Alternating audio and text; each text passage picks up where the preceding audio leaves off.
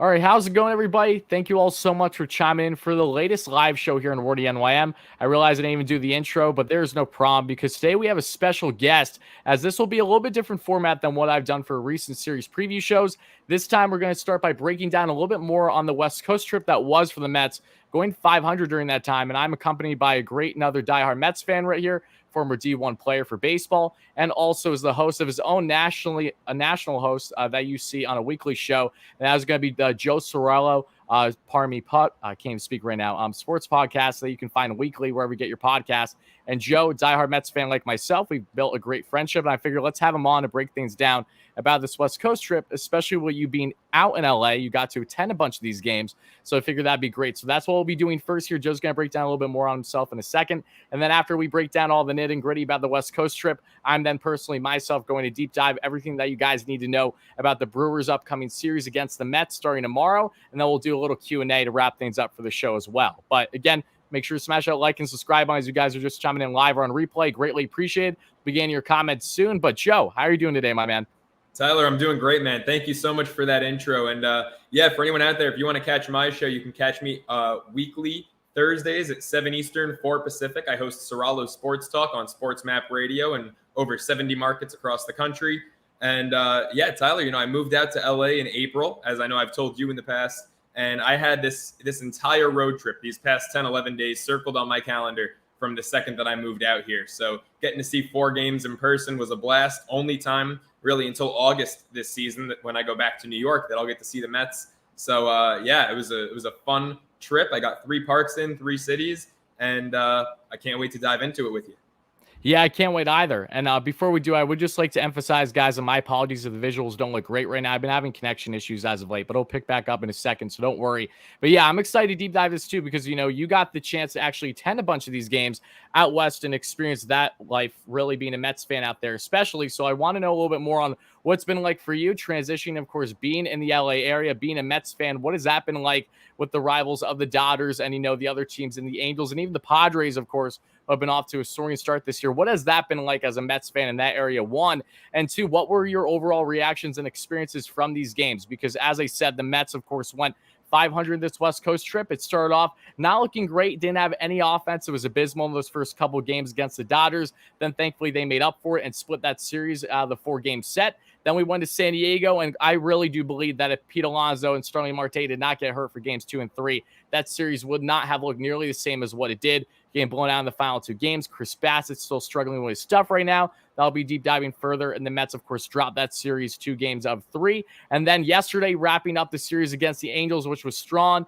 Even with Mike Trout back in the lineup for the Angels, it didn't stop the Mets and Edwin Diaz from striking him out and shutting the door without a problem. Diaz with that amazing 5-save shutout, save to help them get the victory as they won 2 of 3. So, Joe, kind of starting off with your fandom being in LA now as a Mets fan, what's that been like, along with your reactions and really just gaining a great experience at these games? Yeah, man, it's super easy. The Mets travel unlike any other team. I mean, look, I used to work for the Mets for 4 years. I was there from 2015 right through 2019. And so when you look at, opposing fan bases that travel well, both the Dodgers and the Giants always had good showings in New York because of their roots there, obviously. The Cardinals and Cubs travel really well. The Mets are right up there with the rest of them. I mean, every stadium I went to, especially Angel Stadium for both Friday and Sunday nights games that I was at, I mean, it was louder in favor of the Mets than it was the home team. I mean, the Let's Go Mets chants Friday night at Angel Stadium when, Angels fan Tyler McGill, of course, grew up in Orange County. When he was on the bump for the Mets, it was deafening. I mean, it was a Mets crowd. And so, being out here, didn't feel like the odd man out at all. There are a ton of Mets fans living in both LA County and Orange County. And we represented well. We traveled well. That's awesome. Yeah, I know that the 7-Line Army, backed by Darren Meenan, who was a great friend of the channel, they all went out there. I would have loved to be a part of that trip because that looked absolutely insane for, you just saw the sea of blue, like 1,200 Mets fans either that live in the area or, of course, came cross country to be there for that series was insane. And I'm sure it was for you too, gaining experience. The ballpark seems beautiful. And I know that the McGill family was there for like the entirety of the trip, which is great for Tyler's first outing back, of course. So I would guess, really, let's just break down for the games that you attended. How did the Mets do in each of those 4 games exactly? And what were your biggest standouts that you got to witness live? We were 4-0, baby. I mean, We'd love Uncle to see that. Stevie, if you're listening, you got to fly me out there in October because the Mets are 4-0 when I'm in attendance this season. That was a blast. And, you know, I mean, Alonso, he just did the job. He homered in 2 of the 4 games I was at. He was incredible. Actually got to see a different starting pitcher every game. Saw Peterson start against the Dodgers. Of course, he looked really good. You know, Alonso made the error in the field that led to Peterson giving up 4 runs, only 1 earned. And then after that, you know, Cookie against San Diego outpitched Blake Snell. Taijuan Walker last night was sensational. We were talking about this before we went live. Maybe the best start of his career. I mean, that first inning, you know, I was sitting there last night and I thought it was going to be a long night because in that first inning, Taijuan looked dreadful. Only gave up 1 run, but was getting hit hard. Even the outs. I mean, you know, he got bailed out, thank God, by Anthony Rendon grounding into that double play. But Juan Lagares' final out of the inning with guys on first and second for the Angels, it was a rocket. It just happened to be right at Brandon Nimmo in center field. So Walker looked, you know, frankly terrible in the first inning. And then over the next 5 innings, looked like the best pitcher in baseball. No runs, 10 strikeouts in the 2nd through 6th inning. Walker was phenomenal. And McGill, I thought Friday night looked sensational. You know, he was obviously on a pitch count. Maybe you can argue the Mets rushed him back a little bit to get him that start in front of his family, in front of, you know, a ton of, I believe he had like 60 people there for him. I mean, you know, like I said, he grew up in Orange County, in Long Beach. And so obviously it was a big homecoming for him. It was important for him to make that start. But, you know, he made 1 bad pitch. He went almost 4 innings because of the pitch count and really just made 1 bad pitch that that Marsh took care of. But he looked incredible outside of that. And, yeah, the whole team, I mean, you know what I love about this team? I just rattled off 4 different starting pitchers, and none of them were named Max Scherzer or Jacob deGrom. This team has the ultimate next man up mentality, and it's really just serving them so well. You know, Alonso and Marte, they go down for those 2 in San Diego. If they don't, probably a different outcome in that series, but you can't change the past. And to me, it was comical, actually, seeing all of the Met fans panicking on social media. Oh, it sounds like a day that ends in Y, Joe. This is what we deal with. Exactly. I mean, you know, losing their minds and, oh man, this, you know, road trip, what were we, 3-4? Look, first off, 3-4 on a West Coast road trip is not that bad, folks. On any opposite coast road trip, you know, I wanted 6-4 this trip. I'm perfectly fine with 5-5. And, you know, don't worry about the Braves creeping up because they're beating up on the Pittsburgh Pirates. I mean, you know, this team is fine. Guys go down. It's next man up. At the end of the day, we're going to be a whole lot healthier in September than we are now. So if you would have told me June 13th, we're sitting here coming off a 5-5 West Coast trip, and we've got, what, a 5.5 game lead in the division. If you would have offered me this proposition back in February, I'd take it 10 times out of 10. So I'm thrilled with how this trip went. Exactly. And I'm glad that you brought up, you know, especially the Braves, because that's a topic that we're going to have all throughout the year naturally. And look, I expect the Braves to continue to stay hot. They still have a favorable schedule over the next 2. Then they have their rough stretch against those West Coast teams, and then the Mets a bunch. But if you look at what the Mets have been doing, since Max Scherzer has left the rotation with injury, at that point, the Mets were 6 games up on the Braves for first in the division. Since that time, the Mets have only lost a half game since Scherzer has left. So just put some context, even with, again, not even having 1 outing yet from Jacob deGrom, who's ramping up, getting back. It looks like that the Mets may have deGrom back over the next month. The same can apply, if not sooner, for Max Scherzer, who actually flew back to NY today. They're discussing when he's going to finally start to face live batters, which looks ahead of schedule. Because when you have an oblique injury, you probably know this well. I have never experienced one, but that's one of those things that you really can't rush because you can just tweak something the wrong way, and then you're back to square one. But the fact that he's 37 and is already throwing bullpen without problems, is going to be facing live batters soon. This has to be encouraging and awfully exciting for us Mets fans. Again, they're off to the best start, the second best start in their franchise's history through the first 60-plus games. They're the second team in baseball to record 40 wins this year, the first in the NL.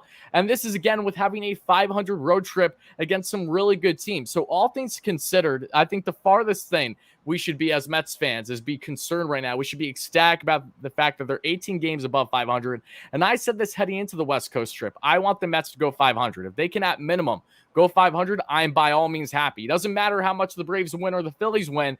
What matters is the Mets staying afloat out west when it matters most, and they were able to do just that. And again, this is without the 2 best pitchers in baseball. So just imagine what's going to be like for a Mets team that has a top 5 easiest schedule in baseball starting Tuesday for the remainder of the year once you get those pieces back in their rotation. The Mets have already bit the bullet enough so far this season, and now it's going to start to line up. So now it's just a matter of continuing to take advantage of every opportunity that's given to them.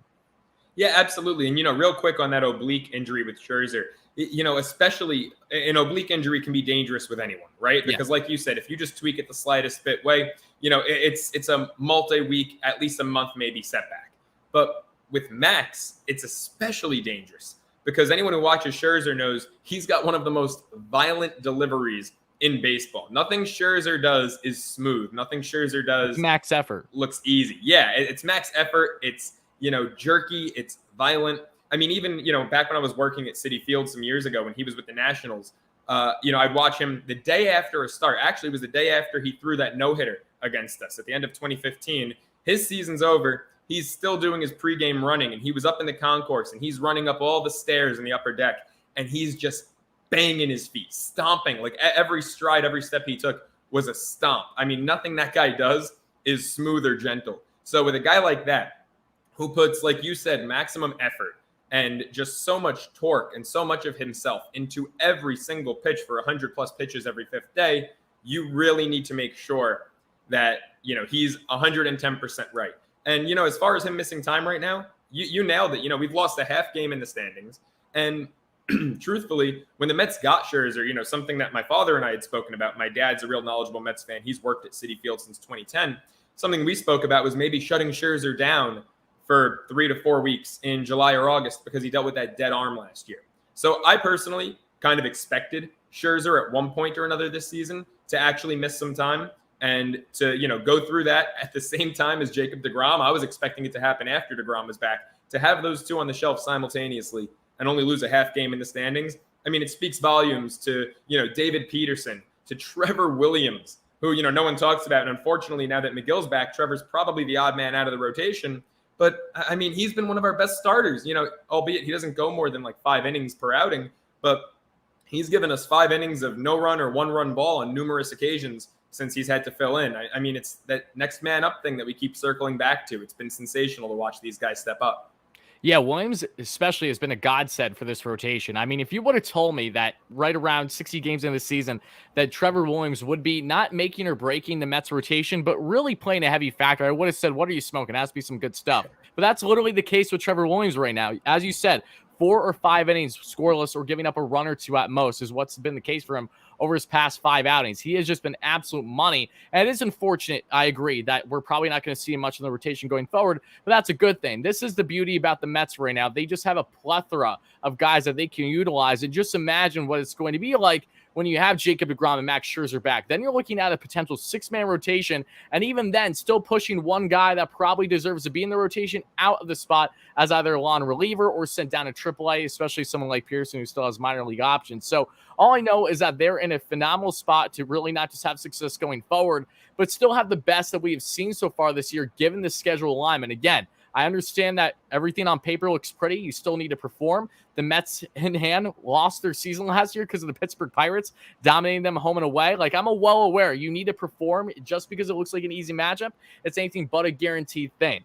But what we do know right now is that the Mets have had the 5th hardest strength of schedule so far this season, and they have been one of the best teams in all of baseball against clubs above 500. And I don't expect this to stop anytime soon. I think they're going to continue to roll, continue to get healthier. And again, Buck has just done a phenomenal job utilizing this lineup. The Mets are the oldest team in baseball, which means that naturally injuries are inevitable. So it's important to make sure that maybe you do continue on Mark Canha starting every 2 or 3 days. Same thing with Marte. Like, you just have to get creative. The Guillormes of the world, the JD Davises as of late, they've been huge for them. Now that the DH or infield role, I mean, all these pieces together is truly making a magical Mets team in their own way that is separate from any other Mets runs that we've seen in years prior. I hear a lot of older fans, especially not just people in my family, but here in the chat, that say, oh, this Mets team reminds me so much of 86, how they're playing small ball. They're grinding things out to first base. They're having the boom and the blast when needed. They have a great balance, and I agree, but this team still even feels different than that. It just, this is a new wave type Mets that we're getting, and that will hopefully continue for the remainder of the year and beyond. But before we expand a little bit further on the Mets discussions and talking about individual players that we haven't already, let's talk about one guy that I know probably jaw dropped you yesterday, and that was Edwin Sugar Diaz. I mean, to have his first 5-save opportunity for the Mets this year and strike out 5 of the 6 batters he faced, including Mike Trout, including a 1-2 fastball right down the pipe there to Walsh. I mean, what was your reaction as you were witnessing that live? Were you at all nervous when Diaz came in 1 is my first question. And 2, were you just blown away at the fact that Edwin came in and did exactly what you need him to do as the Mets save artist? I mean, I was blown away by all 5 outs being strikeouts. I know that the guy's got a, Ks per 9 of like 17.9, which, leads all pitchers in baseball with at least 15 innings tossed this year. It's even about 3 Ks ahead of Josh Hader, which is saying a lot. Yeah, exactly. Considering Hader just gave up his first run of the season last week. But it doesn't shock me that he got the job done. I know in the past he's been shaky for, saves that are more than 1 inning, more than 3 outs. But at the end of the day, this guy's been about the best closer in baseball since his first year with New York. And I know some people are still scarred by that. My advice to you all, get over it. I mean, Diaz has been consistent and he's been phenomenal since that one awful first year. And come on, how many guys have we seen come to New York and just flat out stink in their first year in New York? Beltran in 05 was very mediocre considering he got, a record-setting contract at the time.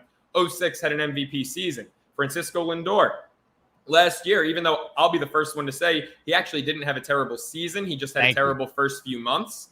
But Lindor this year, I mean, come on, the guy in his last 23 games has 23 RBI. Diaz has been consistently phenomenal since his first season as a Met. So no, it doesn't shock me that he got the save. Hitting 102 shocked me. I mean, we've seen the guy hit 100, even 101. Hitting 102 shocked me, but that's the kind of day it was. I mean, look, from my experience pitching, I always loved when it was hot as hell out. And yesterday, I mean, I could tell you, I don't know if you could see it on this live stream, but this side of my neck from where I was sitting in right field, this side of my neck is cooked. It was hot as hell yesterday. So, for me, that always gave me, 2, 3, 4 extra miles on the gun. For Diaz, it gave him 102 against Trout, and it couldn't have happened in a better situation against a better hitter.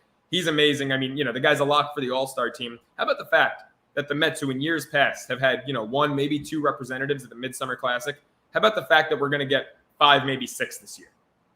Yeah, that's huge. And I know that not everyone cares about the All-Star game and all that stuff. And I understand, it's one of those things that I love to enjoy and witness because it's one of those few games where they actually still go for the most part, 80 to 100%. It's really hard to dumb down a baseball game, right? As you can do in basketball, football, other sports. But I love when I see our Mets represented. But this year, as you said, has the makings of, you can make the argument for almost every position that the Mets currently have that they have at least one All-Star caliber player, or at least at minimum being in the All-Star game, but as a guy that isn't a starter. Like, they are that loaded right now.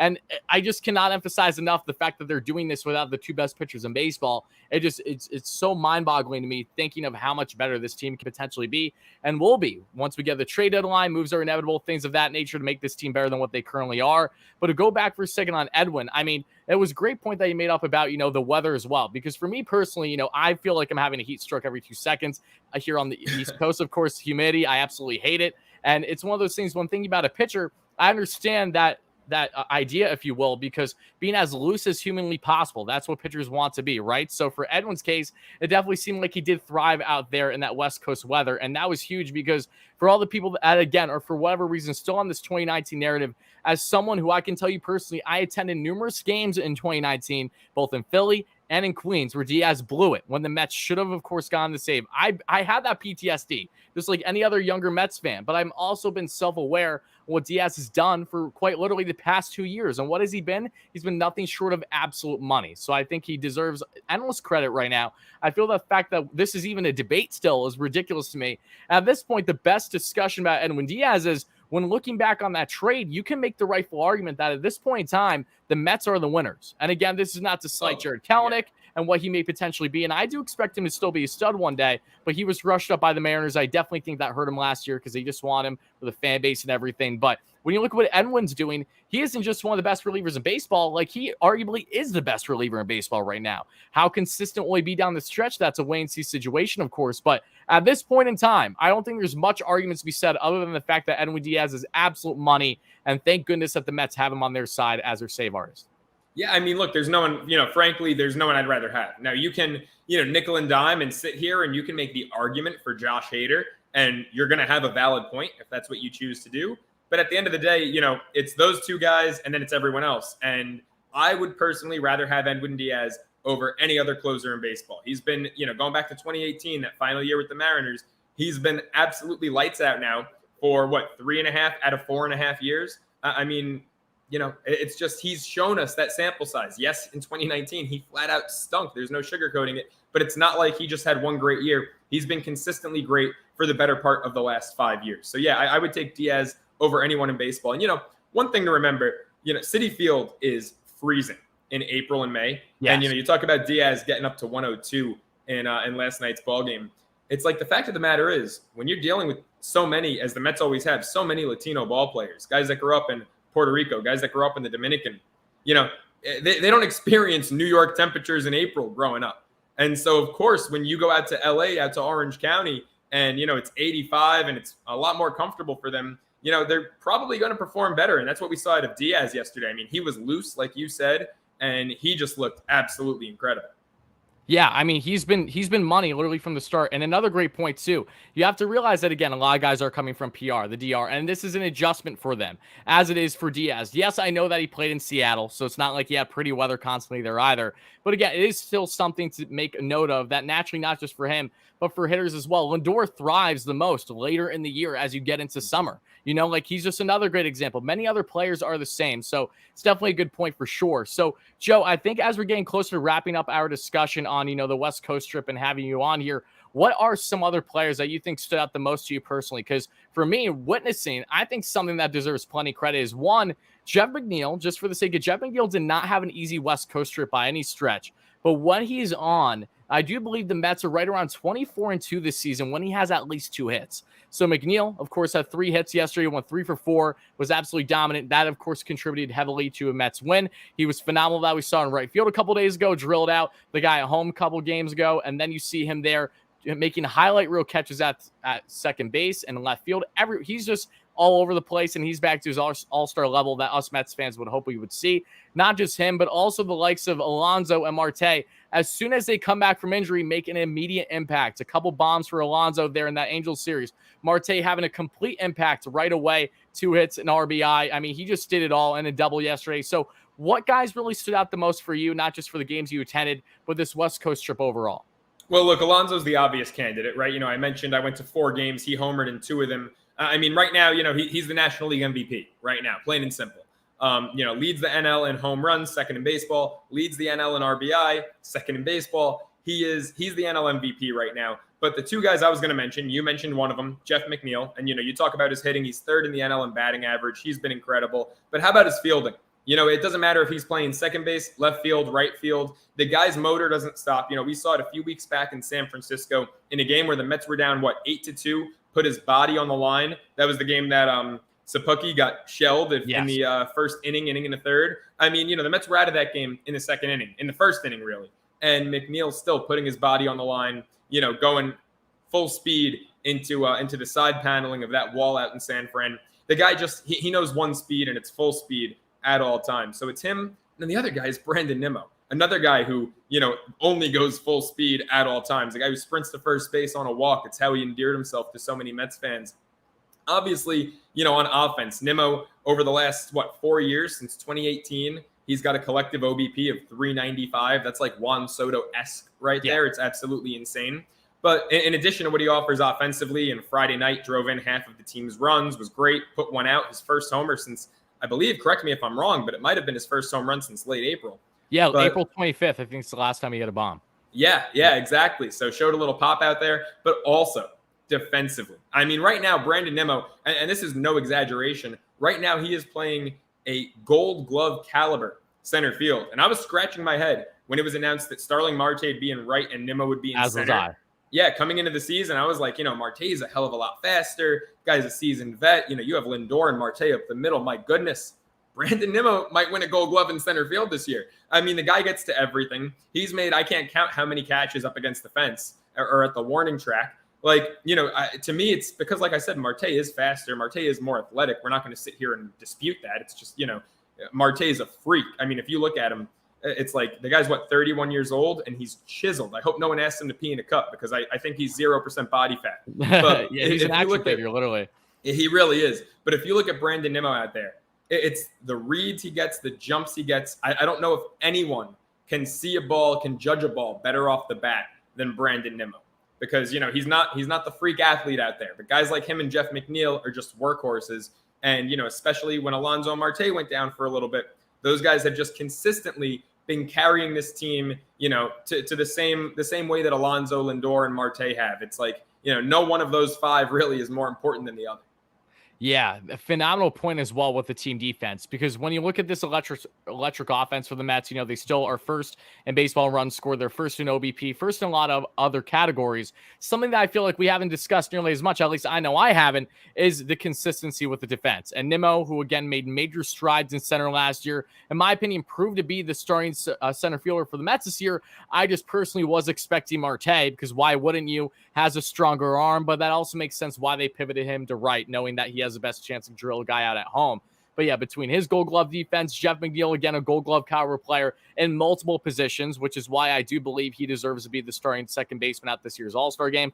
Love what Jazz Chisholm is doing, but outside of speed and slugging, McNeil has been the better hitter, has over 20 hits more than Jazz right now, has been decent on the bags. I know Jazz, again, is a high flyer and everything, but all things considered, I do think that Jeff is warranted at least being in that discussion at minimum there as a starting all-star second baseman this year, and everyone else that you contributed to their success. This team has been the definition of deep, resilient, and it's been phenomenal to watch. I'm sure that you had an absolute blast witnessing a 4-0 streak. I mean, yeah, at this point, Steve Cohen, he needs to bring you back on the East Coast and have you attending all these games. We got to keep the positivity and, you know, this win streak rolling, you know, so that's really my biggest takeaway from this all.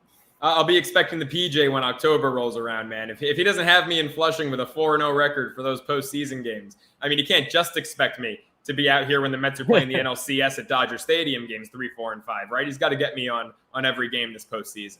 Exactly. Yeah, well, I love to hear that, Joe, and I want to say thank you so much for coming on the show. It's an absolute blast. I know this surely won't be the last, but guys, please do make sure to check out Joe wherever you get your podcast, doing great things. Again, a national host that he's doing a weekly podcast there for the Ceraulo Sports Talk Show. Make sure to check him out on socials, on Twitter as well. And Joe, if there's anything else that you would like to plug before we wrap things up for our discussion, by all means, go ahead. Now, you covered it all, man. I'll see you guys Thursday at 7 Eastern, 4 Pacific, Ceraulo Sports Talk on Sports Map Radio. Awesome. Thank you so much, Joe. Have a great rest of your day. Thanks, Tyler.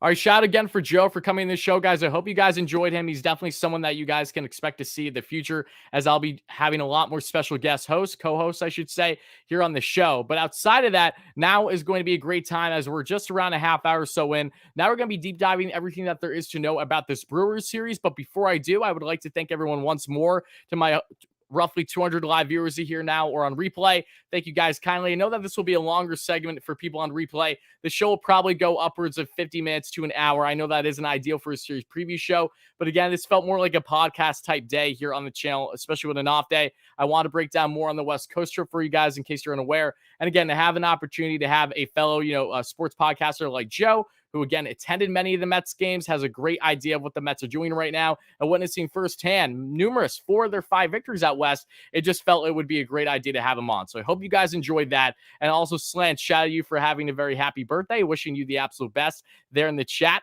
But now, guys, let's get into talking about the Brewers and what this series is going to be for the Mets, because this is a big one, and this is an exciting one. This is the first time the Mets will be playing the Brewers this year. Again, folks, help us get to 200+ likes by the end of the live show. Be greatly appreciated to my roughly 200 viewers. Don't worry, guys. Once I'm done breaking down the series preview, this is where I'll be cutting things off for people on replay. But then the live show, I'll start to answer all your comments, questions, and concerns. And maybe, just maybe, we'll take some callers tonight, depending on the flow of tonight's stream. But the Mets have a big matchup starting tomorrow. We know that. And it is against these Milwaukee Brewers. And Milwaukee so far in the year, folks, they are 34-28, but they've lost 8 of their last 9 games. They got swept by teams like the Phillies and the Padres and lost 2 of 3 to the Nationals. They finally snapped that 8-game losing skid yesterday, as a matter of fact, as the Brewers are trying to start and get up on the right foot after a piss-poor start to June.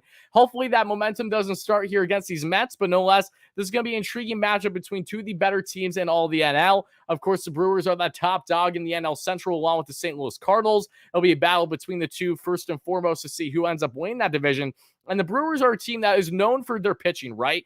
And this is something where they've had their inconsistency so far this year, more so on the rotation, but also offensively. I don't think anyone should be surprised by the fact that the Brewers are having continued lack of offensive consistency. We'll see exactly how they approach the series. But guys, let's break it down, everything that you guys need to know about this matchup that starts tomorrow. And again, the Brewers 34-28. Game 1 is going to be a fun pitching matchup, a crucial pitching matchup in my personal opinion for the Mets, as it's going to be Adrian Hauser, the right-hander, veteran right-hander, versus Chris Bassett, another veteran right-hander. And the thing about Bassett is Bassett has had a 7.6 or so ERA over his past 5 starts. He got shelled his last start against the Padres. We know the story there. We need better production from Chris Bassett, who's currently 4-4 on the year with a 4.35 ERA. This is the worst stretch as a starter Chris Bassett has ever had in his career. The Mets truly want to get off on the right foot in this homestand now, back on the East Coast. They need Bassett to get back to being the Chris Bassett that he has been through the first month and a half of the season. So hopefully the Mets see that. But Bassett, this is a massive start for him, and hopefully for his sake, he can take advantage of facing a lesser opponent from an offensive ranking perspective versus the likes of other clubs that he has faced and has gotten beaten up on in games past, whether that's been the Giants, Cardinals, Dodgers, even though he didn't pitch terrible against the Dodgers, give up 3 earned over 6. And then the Padres, who have had a lack of consistency offensively, but completely broke out that series against our Mets, unfortunately. No less, need Bassett to step up 1,000%. But for Adrian Hauser, again, a very appealing starter there for the Brewers. He's 3-6 on the year with a 3.92 ERA. He's been a pretty strong starter, a veteran right-hander for the Brewers over these past couple of years. Will be an interesting matchup here for the Mets, as again, this is the first time the Mets are facing the Brewers so far this season. So a lot of these Mets hitters really haven't seen these starters much of at all. Coming from the NL Central, this is something where, as I break down shortly on key Mets of the series, most of the Mets that I'll be discussing have very little background against the 3 starters that you'll see in the starting rotation for the Brewers in this matchup. So it's going to be a fun one, but an interesting one, knowing that, yes, they're in the NL, but they're not a team that the Mets have this crazy extended experience against, especially with a lot of guys currently in the lineup. But now let's get to game 2, folks, as this, in my opinion, is the game to watch. It's going to be Corbin Burnes, who, again, the reigning, 2021 NL Cy Young Award winner. This year is 3-4 on the year with a 2.48 ERA and 92 strikeouts there. Looking phenomenal. Burnes is back off to his Cy Young caliber stuff. It has not skipped a beat at all from his Cy Young winning season in 2021. But he's matching up against a strong southpaw for the Mets, who, again, has gotten the job done more often than not, that being David Pearson. David Pearson is 3-0 on the year with a 3 even ERA. Pearson, who doesn't look like he's going to have too much more of a leash in this Mets rotation once the likes of Scherzer and eventually Jacob deGrom both return. But in the meantime, this is another game for hopefully Pearson to step up, take advantage of a lesser opponent in the Brewers from an offensive side of things, and hopefully carve up those hitters, especially a guy that I have as a key Brewer to watch in Rowdy Tellez. The lefty on lefty, I want to see David Pearson attacking him but going down and away with that slider, or even up and in with the fastball that catches him off guard. Work him. Paint those corners. That's what I want from David Pearson against many of these hitters that you'll be seeing, including Christian Yelich as well, who's a fellow lefty bat there for the Brewers. So this is going to be a fun matchup. In my opinion, I think this will be the most important matchup of the series because Corbin Burnes, again, one of the best starters in all baseball. The Mets need to get off on the right foot against him, and hopefully for his sake doesn't pitch an absolute gem, and for the Mets jump on him early as they've done so famously, so often here in the season. But now getting on to game 3, folks, this is an interesting one too. 2 young, more inexperienced starters, that being an Aaron Ashby. Ashby, who hasn't had a great start to the year for the Southpaw. He's 1-5 with a 3.91 ERA, but he's a lefty, so you always have to be wary of that. The Mets thankfully scored a couple runs on their last lefty they faced in Patrick Sandoval yesterday in the Mets' victory against the Angels.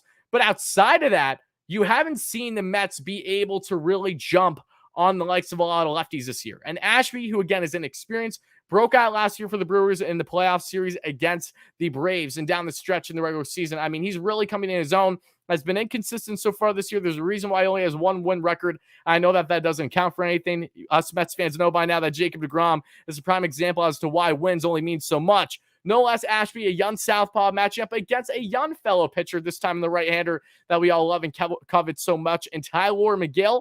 McGill, who gave up right around a couple earned runs at 3.1 innings pitch in his first start back in right around a month exactly when he was put on the IL at May 11th, came back in this Angels series, back in his hometown, back with his family, all in attendance.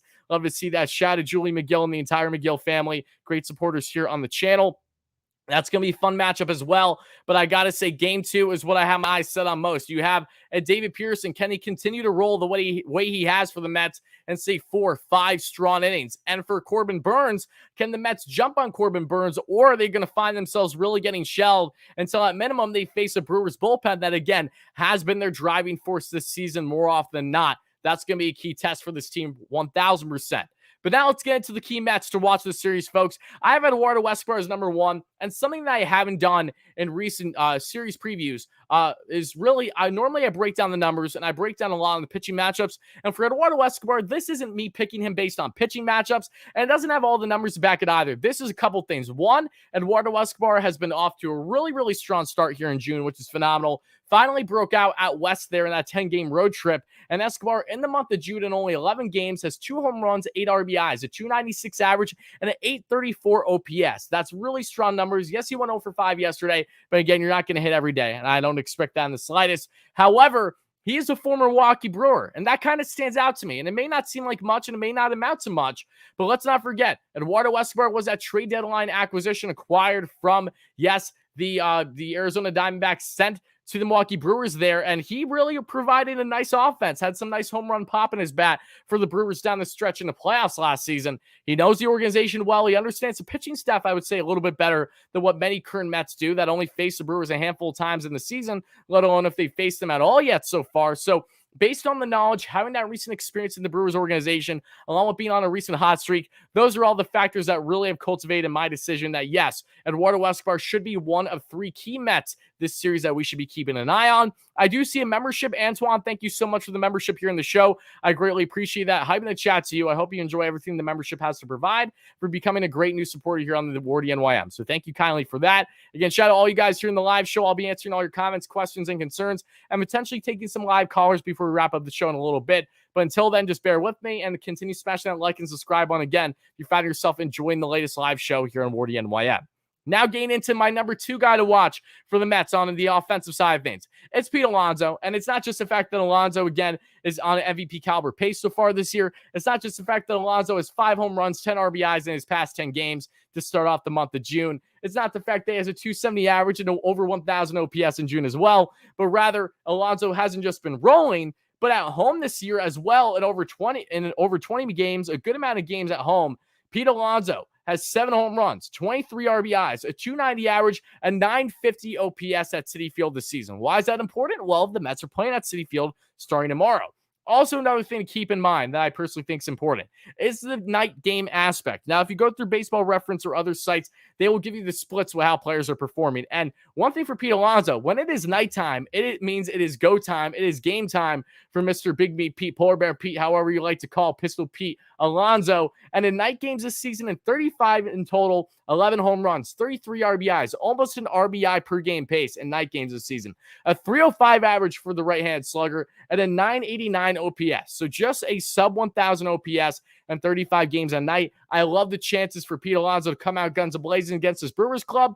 But specifically, he might just be that biggest X factor against one of the most dominant pitchers in baseball, in Corbin Burnes. Why, you may ask? Well, in 7 plate appearances against Corbin Burnes so far in his career, Pete Alonso has himself a 500 average and a 1,283 OPS. So, based on previous numbers and matchup, this will tell you that Pete Alonso, if he's going to ball out any game, he does have the potential to ball out and when it matters most, and potentially the biggest game of this 3-game set, that being with the start where Corbin Burnes is on the bump there from Milwaukee. And then my number 3 guy to watch for the Mets, I have to go with Jeff McNeil. And Jeff, as I stated earlier, the Mets, when Jeff has a couple hits in a game, the Mets are almost a guaranteed lock to win. Very few games have the Mets lost this year. I believe they only have 2 losses, as a matter of fact, the Mets this year, when McNeil has 2 or more hits. But Jeff, in 9 games in June and 2 RBIs, 333 average and 371 on base percentage. And this was with a McNeil that wasn't the prettiest that we saw here in this West Coast trip. Was definitely up and down, but got his swing going, especially in that Angels series. 3 hits last night, as I said already. That's phenomenal to see. But breaking down the numbers a little bit further, at home this year, Jeff McNeil in 26 games, a home run, 17 RBIs, a 298 average, and a 720 OPS. You might think the OPS isn't great. Yes, that's because of his slugging more than anything, so I'm not concerned there. But Jeff, during night games, is just as good as Pete Alonso, guys. Very, very similar. In 35 games at night this year for Jeff McNeil, he's 3 home runs, 19 RBIs, a 368 average. Guys, a 368 average. A 368 average for Jeff McNeil in night games, and a 932 OPS. That is jaw-dropping. That is phenomenal. And all those reasons are why I think that Eduardo Escobar, Pete Alonso, Jeff McNeil, 3 guys to keep a close eye on for more reasons than not here in this Brewers trip. Now, this does not deny the opportunity for the likes of Lindor, Marte. Marte can have a great matchup, even some catchers for the Mets. I mean, anyone and everyone can provide offense. Mark Cannon too. It's just a matter of a wait and see. So based on previous numbers and based on what they've done so far at Citi Field and at home, all those factors, again, helped get into the fact that, yes, Escobar, Alonso, McNeil, guys to watch for more reasons than not here in this matchup. But getting on now, folks, before we wrap things up here for the series preview for the Brewers, and I'll get all your comments, questions, and concerns, we have the Milwaukee Brewers. Who are 3 players to watch for Milwaukee? Well, as we just talked about briefly, and again, I do apologize if the visuals drop for another minute, folks. Like I said, I unfortunately have been having connection issues, and I'm still trying to combat those as we speak.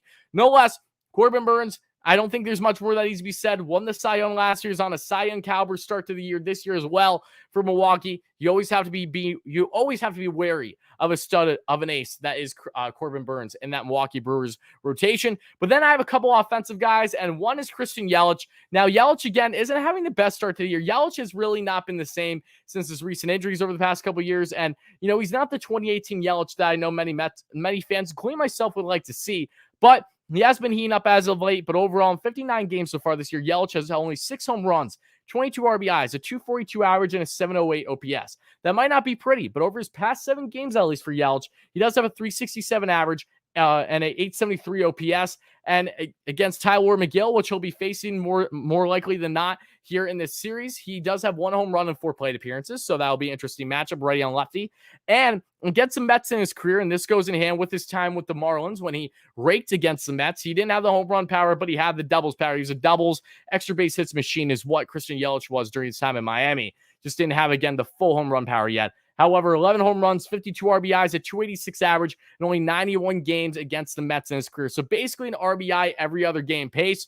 So if you're doing the math easily, that could tell you that, yeah, Yelich may very well have a strong series against the Mets.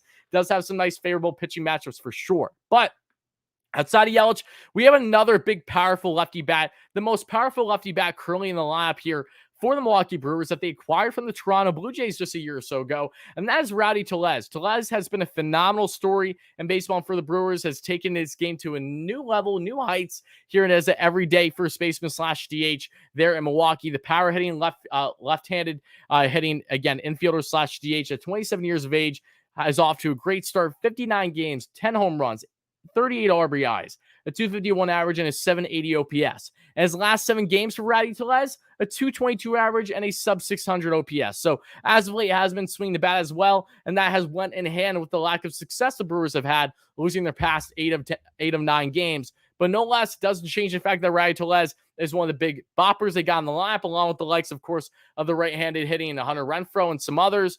All I know is that Rowdy Tellez got to keep an eye on him. The Mets, especially against power-hitting left-handers, they haven't done great always. Kyle Schwarber's had the Mets upper hand plenty.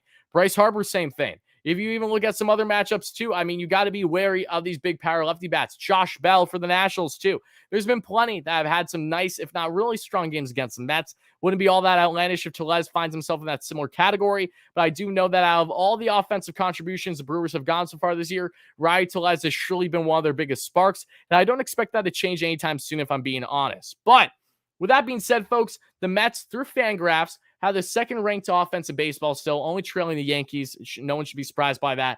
And then the Milwaukee Brewers, per Fangraphs, have the 20th-ranked offense in baseball. When looking at starting pitching rankings, folks, we have the Mets have the 9th best rotation in baseball per Fangraphs versus the likes of the Brewers that are ranked 7th. So the Mets have been toe-to-toe. Even with all their injuries, it has not stopped them from getting pretty strong starting pitching for the most part this season. The bullpen, however, has been the biggest issue for the Mets. They're ranked 19th best bullpen in baseball per Fangraphs, while the Brewers are ranked 8th. The Brewers, again, they've had a phenomenal job with the likes of Josh Hader and plenty of other huge weapons that they have in relief there in that bullpen. And that is something, like every other year for the Brewers, is going to help carry them this year into postseason contention. And who knows what kind of run they're going to have.